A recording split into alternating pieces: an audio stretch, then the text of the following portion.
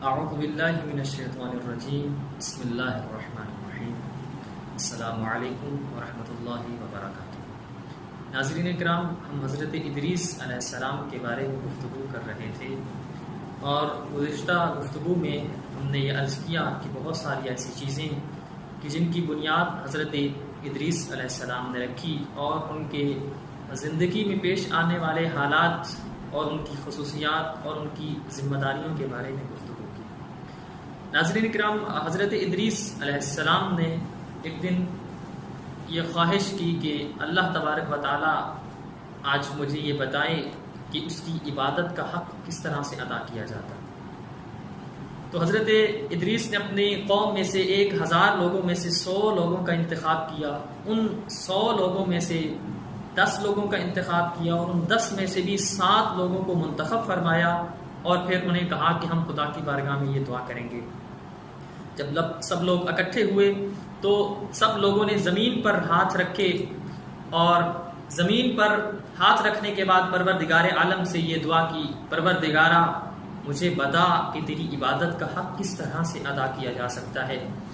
جب انہوں نے یہ دعا کی تو کوئی جواب نہیں آیا، پھر آسمان کی طرف ہاتھ اٹھائے اور آسمان کی طرف ہاتھ اٹھا کر دعا کی، پروردگارا تو بتا تو صحیح تیری عبادت کا حق کس طرح سے ادا کیا جا سکتا ہے۔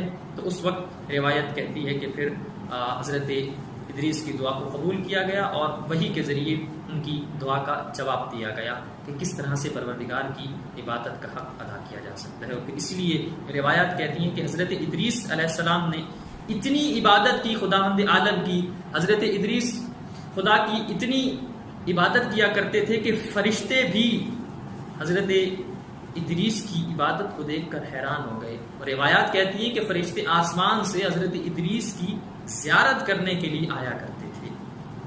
اور روایت کہتی ہے کہ ایک فرشتہ جب آپ کی زیارت کرنے کے لیے آیا تو اسی اسنا میں حضرت ادریس نے یہ خواہش ظاہر کی کہ مجھے آسمان پر لے کر جاؤ، میں آسمان کی سیر کرنا چاہتا ہوں۔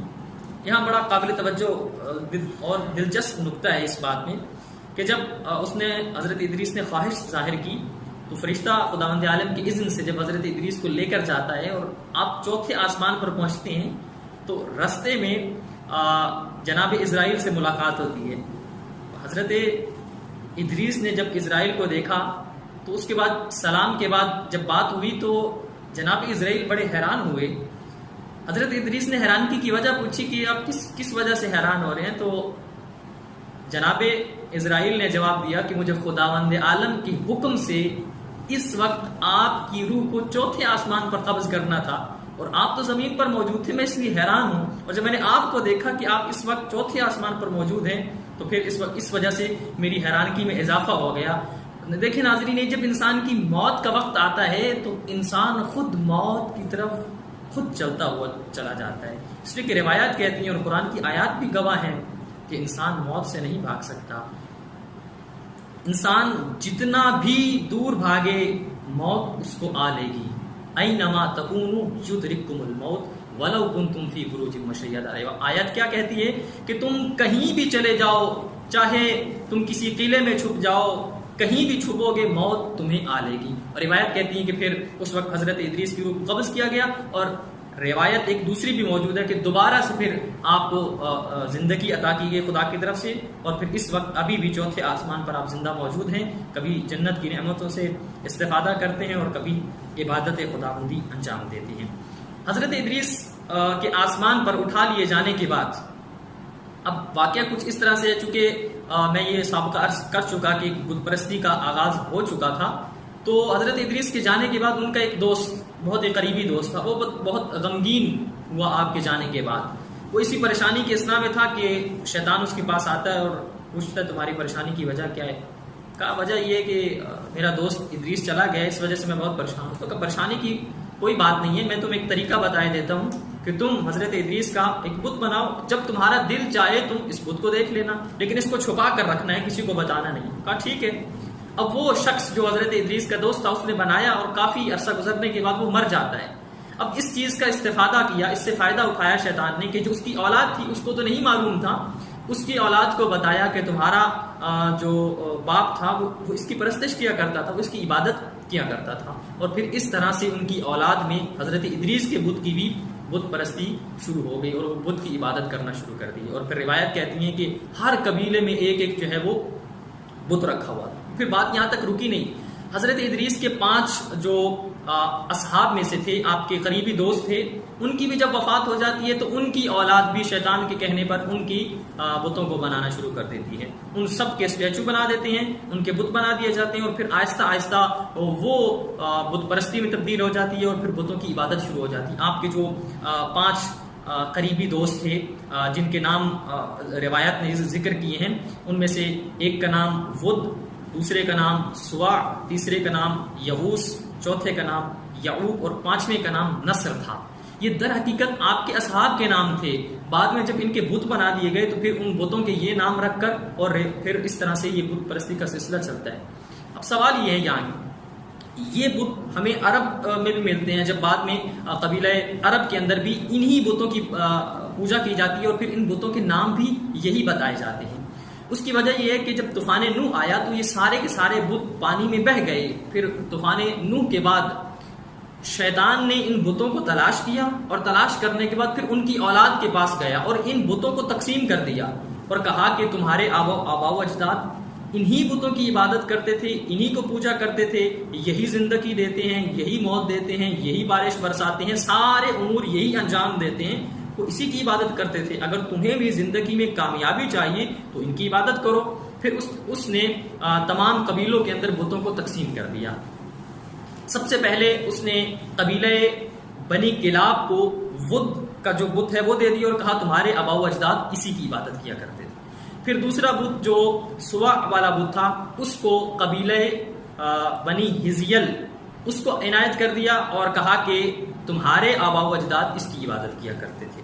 پھر اس کے بعد جو تیسرا بت ہے یغوس والا بت انہوں نے قبیلہ بنی مزحج کو دے دیا اور کہا کہ تمہارے آبا و اجداد اس کی عبادت کیا کرتے تھے، لہذا آج کے بعد تم نے بھی اسی کی بت پرستی کرنی ہے.